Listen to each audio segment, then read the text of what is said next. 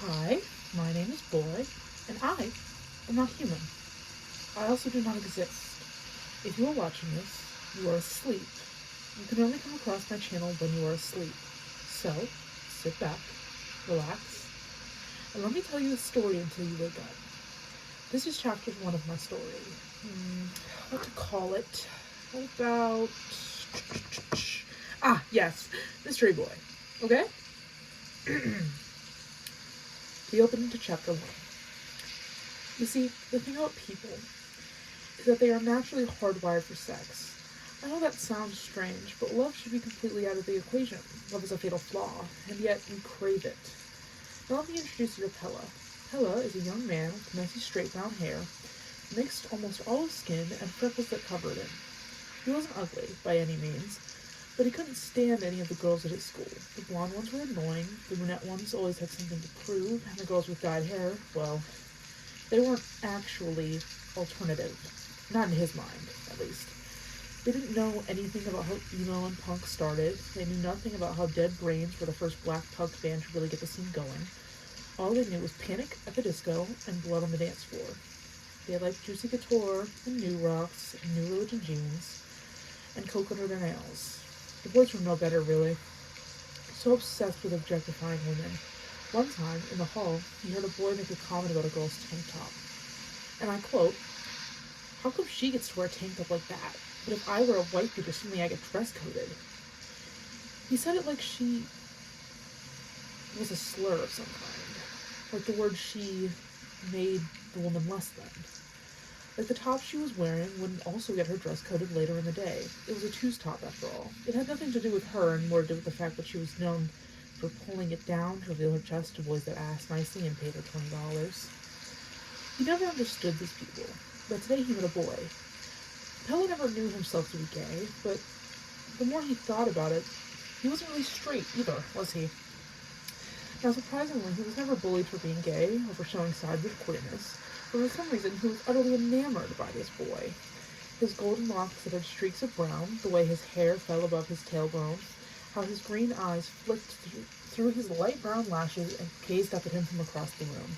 Now, before he knew it, the class was over, and he was moving on to a class not filled with cute, mysterious boys who would gaze at him like he's prey. He liked the thrill of that. How he would look at him like he hated him, how he gazed at him with some sort of cruelty that wasn't for the faint or ill. Anyhow, his second class was uneventful, listening to kids talk over the poor teacher. Once home, Pella realized he never got the boy's name. That enthralled him for some strange reason. The idea of talking to the mysterious boy. "Pella, is that you, sweetie?" His father shouts from the kitchen. "No, Pops, it's a deranged huntsman ready to slaughter you with a shotgun," Pella shouts. His father laughs. His father was a strange man, although not in a creepy way. He was just autistic. And by proxy, Pella was also autistic. Not that anyone could tell. They were all too focused on themselves to really recognize or pay attention to him. Dinner was uneventful. Dad made chicken and curry. Pella was like that. This was one of his foods he swore he could never hate. Later that night, as Pella lay in bed, he begins to think, not of this mysterious boy, but of someone else. Their name was Aaron. He isn't surprised he started to think of Aaron again. There was not... When he was not distracted, he usually does, he begins to feel Aaron's hands all over him again. He writhes and shambles in his bed, but they won't go away. He begins to think of what it would have been like if he had met Aaron somewhere else, instead of in the school psych office. Maybe it was on Aaron's bus. The one day Aaron chose to take it would be the same days Pella's bus would have had to move on to said, would have had, girl, sorry, I'm having a focus joke. Would have been the one day that Aaron's bus had to move on to Pella's bus, or that Pella had to move on to Aaron's bus.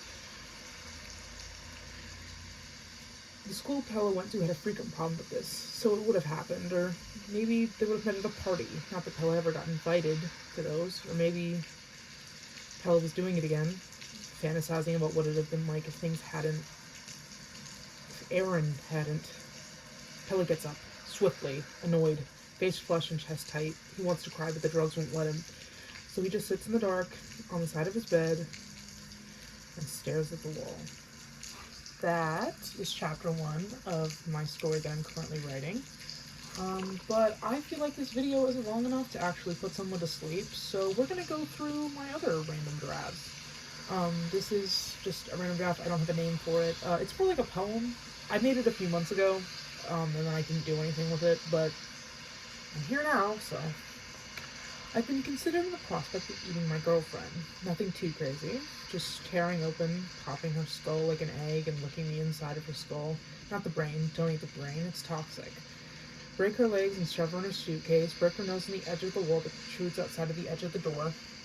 I want to eat my girlfriend. Not in a sexual sense, but cum tastes weird. Not in a sexual way. She moans like a dying cat. I want to eat my girlfriend, tear her thighs to pieces, and listen to her howl in pain. I want to eat my girlfriend. I want to devour her till she's nothing but a soul. I am going to devour my girlfriend, planning how I'll do it. I'm going to devour my girlfriend. Her nose cracked in a way that made my stomach churn. I'm going to devour my girlfriend. Her blood is fucking everywhere. I'm devouring my girlfriend. She tastes like pork. I've devoured my girlfriend. I fucking hate pork. Okay, on to another one. Yeah. It's such an unfortunate situation you found yourself in, crawling away, making no sound. Did you know that humans evolved to be long-distance predators? That's right. Keep crawling. I can follow you until you finally curl up and give in. I made sure to take out your legs after having you run aimlessly, wanting to wear you down, make you think you had a chance. The look on your face when I shot you down was priceless. They say a picture speaks 1,000 words, but I prefer live emotion. Moments like this make me happy that I took out your vocal cords. I mean, really. Keep huffing and breathing. You will not get help. Ugh. Now you're scraping your knees. Now you're crying. Sobbing. Please don't look at me like that. Like you know that I can live for years without eating. I know, I'm such a monster. And you're cold and scared and nude. And in the winter must really bite you humans. I wonder why you shiver. Is it your nerves? You can't slide away forever. I remember how you squirmed when I first pulled you into me, holding you and not letting you go. You tried to bite my hand, and got more panicked when I didn't react and just kept through the motions. I got blood on my hoodie. Your blood, I mean. In the struggle, you cut your upper arm with my claws. In the time it takes me to reminisce on your lack of fighting skills, you've managed to hide. I think you forgot I can smell you. Your blood, your tears, the dirt clumped in your open wounds. Oh, how I cannot wait to devour you. I feel like the arrow piercing your skull is a nice way to say that any human would have vomited if they witnessed that. You go down, and your insides begin to cool under your latest wound. I wash the gunk off you, slowly, making sure I can take care of you, better than I treated you in life. It comforts me that you can no longer push me away, no longer fear me, no longer ask why or how, or plead for me to let you go. Say lies like, I won't tell anyone. We both know that you will. Or you would have if you managed to live long enough to make it to someone who cares enough to assist you. Anyway, now that you are finally clean, I make way with the process of removing your hair. You humans are short hairs. Makes my life easy. Your hair will bring me no nutrients, so why bother? Your bones pop and crunch when I snap off your limbs. Feels nice, the way the sound echoes to the fairly empty kitchen. Paid a lot for these marble pieces. Not white. I hate white marble. Far too human. The way you humans flaunt makes me sick. It's to say, look at me, look at me. Where I'm from, it's frowned upon for a need for to have a need for physical possessions. I have no real use for this large glass house. The way I pull you apart makes me blur with static. You pop and gargle, falling on the tiles with a miserable plop. At least your blood mixes well with the white. I slip my tongue along the inside of your open wounds. You match me now. A long line down your stomach, opening you. All for me. All for me.